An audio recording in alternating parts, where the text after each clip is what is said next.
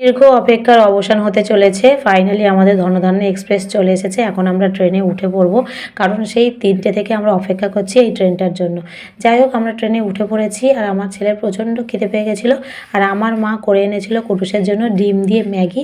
এখন আমি ওকে সেটা খাইয়ে দিচ্ছি, কারণ ওকে দুপুরে সেই খাইয়েছিলাম ১১টার সময়, আর বেরিয়েছি প্রায় ১টা, আর এখন বাজে ৪টে ১০। তো সেই কারণে ওর খিদে পেয়ে গেছিলো, তাই ওকে খাইয়ে দিলাম। তারপরে ও এখন ছড়া বলতে শুরু করে দিয়েছে। তার সঙ্গে এত পাকা পাকা কথা বলছিল যে ট্রেনের সবাই ওর দিকে তাকিয়েছিল। অনেকক্ষণ খেলার পর ফাইনালি সন্ধ্যের দিকে ও একদম আর পেরে উঠছিল না, ঘুমিয়ে পড়েছে। দূর সফরের ট্রেন হলে যা হয়, আমাদেরও বন্ধুবান্ধব হয়ে গেছিলো, আমরা তাদের সাথে একটু গল্পগুজব করছিলাম। সব থেকে মজার বিষয় ছিল, আমরা যাদের সাথে গল্প করছিলাম তাদের বাড়ি মুর্শিদাবাদ, যেখানে আমরা বেড়াতে যাচ্ছিলাম। সব শেষে তোমাদের কাছে একটাই রিকোয়েস্ট, আমার মিনি ব্লগগুলো তোমাদের কেমন লাগে প্লিজ কমেন্টের মাধ্যমে জানিও।